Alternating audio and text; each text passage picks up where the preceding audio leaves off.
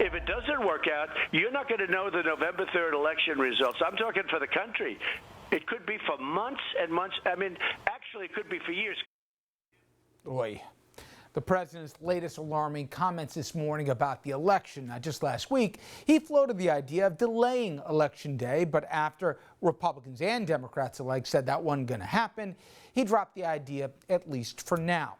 Now, many people brush that off as just more bluster from the president, but Susan Glasser from The New Yorker says this should be taken deadly seriously. Quote, "We cannot just ignore it when the president threatens to cancel an election.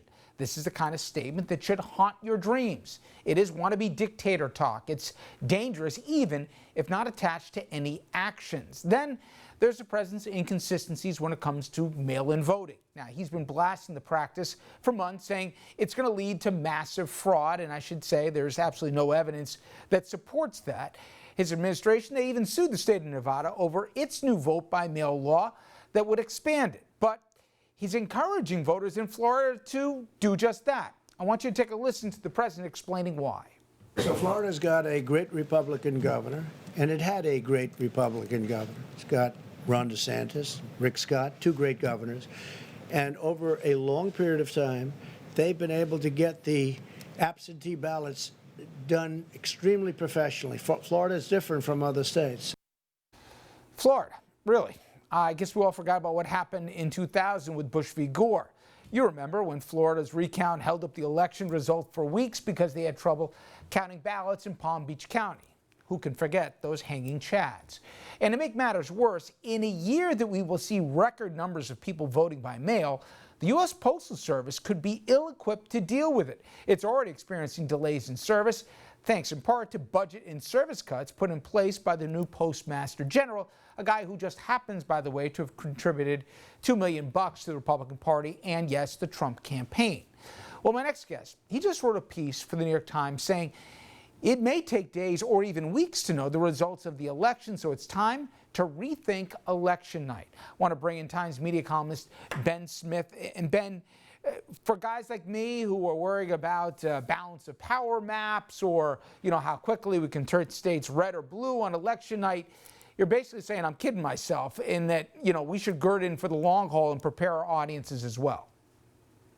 Yeah, I mean, I think it's always been a bit of an illusion, this sort of idea that you had folks like you making these definitive calls, really often based essentially on projections, on very well-informed guesses, while what was actually happening was, volunteers in state buildings were kind of carefully counting the votes or counting the machine tallies one by one, and then really weeks later it would be formally certified. We don't have a central national election commission in this country.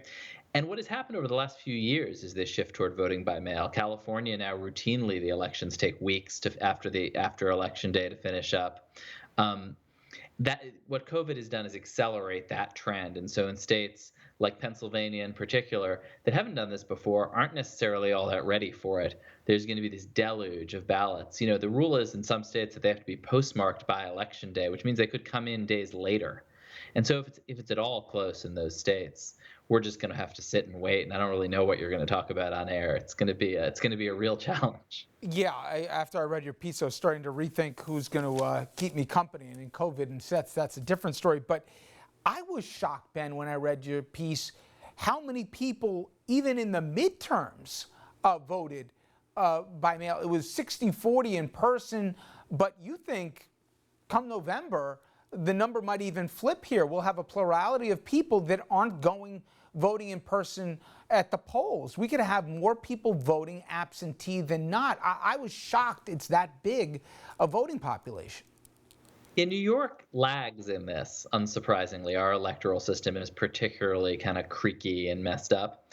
But in other states, and really, California, biggest state in the nation, notably, this shift is well underway. And so there's a lot up in the air. If Joe Biden blows it out, wins Florida, where they count the absentee votes, they count them before and release the results when the polls close. So for instance, if Joe Biden were to win Florida, we might know that early, and that would then be a signal that probably we don't have to wait for Pennsylvania. But if it's an equivalent of the 2016 election, when it comes down to Pennsylvania and Wisconsin, not only could it take a long time, I mean, this sort of scary scenario is that you get kind of like multiple versions of Florida in 2000 where these systems are so messed up that the results are getting litigated and are argued over and are really in doubt at a moment when I think people have even less faith in the system than they did in 2000. I mean, one of the things, Ben, that really freaked me out a little bit is, for people who are watching this outside of New York, this will mean nothing, but there was a DA's race in Westchester County, and the challenger won going away. It was like a 2-1 at the end of the day. It took a month before they could declare the race, and again, it wasn't even close. And people are saying that's a harbinger of what's going to happen here. Give an idea. Let's say it's not a nail-biter where it's separated by just a couple electoral votes, but still, they got to wait for votes to come in. How long could we be waiting for? What should the audience expect if in the first week of November they're expecting to have a result? How long realistically could they have to wait before we're certified the next president? Well, the certification happens at the Electoral College in January. The weird thing about the U.S. is there isn't some central electoral commission, right? The official results, to the degree that they feel official, mostly come from television networks. And the media plays this very central role, unlike in other countries, in deciding to call it, to say when it's over. I think that realistically, if it's close in the states that it might be close in, you could see it easily going to Thanksgiving. It depends a lot on how close in which states. I mean, I think New York is, kind of fortunately, the fate of the union is not going to depend on New York's ability to count votes. I mean, the Queens DA race was another good example where it felt like the insurgent challenger had shocked everybody on election night, and then the machine candidate kind of made it up on paper over the next few days. Those are, by the way, though, no harm done. The inauguration's not till January. We can all relax. We are used to this instant gratification. Donald Trump obviously is a guy who did not wait until Christmas to open his presents growing up. But I think part of what this is. But Ben, if I could jump in there, people should relax and learn some patience here. The variable, as you just touched on, though, is Trump. Do you imagine? I mean, if he's doing this now, here we are in early August, what he's threatening to do, if all of a sudden we've got a window of a couple weeks, what he could be capable of attempting to either delegitimize the election, claim that there is vast conspiracies afoot in the interregnum when they're counting votes, etc. Again, I don't have the tinfoil hat here. I got pretty fertile ground to go off of after 3.5 years. That's the part that's freaking a lot of people out, and I think for good reason. Yeah, there's the potential for so much mayhem because the pattern, may not repeat, but the pattern is often that Republicans are up on election day and then they start counting mail-in votes. And for whatever reason, there are more mail-in votes for the Democrats for a number of specific reasons. And in order to count everybody's vote, you wait a few weeks. And over those few weeks, like you saw in Arizona in the midterms, Democrats claw back enough to win the election. And it's really easy to say that's a conspiracy. And I think it's really important that the media kind of condition people now to say, you know what, like the vote count you see on election night is not the final one. It's not unusual that it would change. It's normal that it's going to take a while. This is just how it works to count everybody's vote, and not create this environment after the election where Trump or somebody else can basically say that the fact that it's taking a while is an evidence of some kind of conspiracy, because it's not.